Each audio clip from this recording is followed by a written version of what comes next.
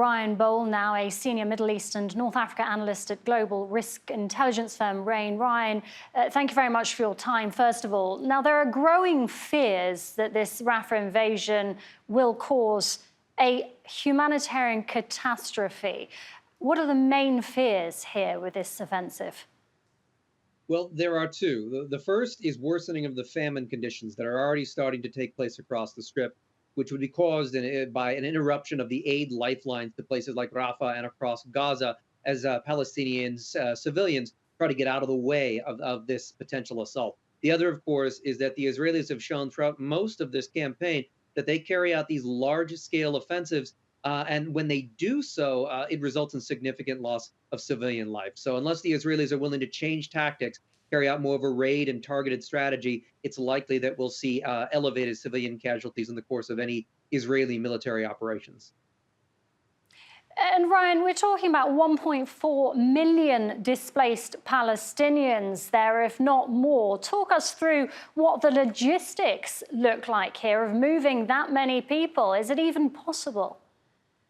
Well, it's possible to move folks. It's not possible to move folks safely or even humanely at that scale, given the geography, given the combat conditions, given some of the restrictions on aid and the uncertainty of moving those folks around when there's active battles going on. The only way to really secure these civilians in a way that is humane would be to move them to a non combat zone. There's only two non combat zones, Israel and Egypt, and neither of them are going to take these civilians in. So regardless of the strategy that the Israelis come up with on the humanitarian front, these civilians will still be in some fashion in harm's way. The scale of that harm, again, depends on how Israel decides to potentially carry out the Rafah military assault. But if it looks anything like what they've done with Khan Yunis or Gaza City in the north, it sounds like they will be at extreme risk.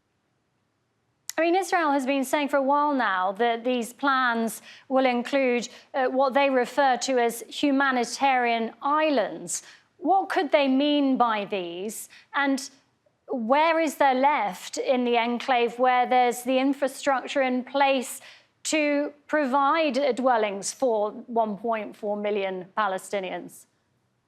Well, there have been some signs of some new tent cities going up outside of Khan Yunis. The United States is, of course, involved building that humanitarian pier towards the central part of the Strip. Those are the areas where the Israelis would like to suggest there is a safe zone for Palestinian civilians to move to. The problem, of course, is that that's still implicitly in combat zones. It's important to note the Israelis don't control the full Gaza Strip. Even in the areas that their forces have already moved through, they've withdrawn a lot of their troops out of Gaza, and that's left these security vacuums where the Israelis routinely go back in.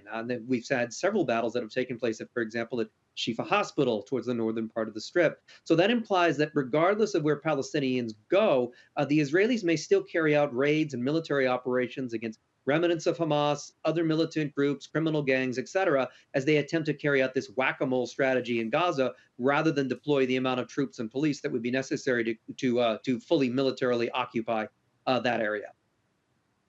Ryan, everything seems to be hinting at an impending offensive that's coming relatively soon. But as of yet, we've seen no evidence of this mass evacuation starting even. How long would you estimate it will take to move 1.4 million Palestinians? Well, that's harder to say because it would depend on what the Israeli military restrictions would look like. We've seen, of course, massive movements of Palestinians out of the northern part of Gaza that were facilitated in part by Israeli military movements, but infrastructure is heavily damaged. It's hard to tell exactly how Palestinians would move out of that area with so many of the roads being controlled for military purposes or damaged or destroyed themselves. So the short answer is it would probably take longer than some of the previous phases of this campaign to move those civilians out of the way safely. Ryan, thank you very much for speaking to us this evening. Ryan Bohl speaking to us live there from Austin, Texas.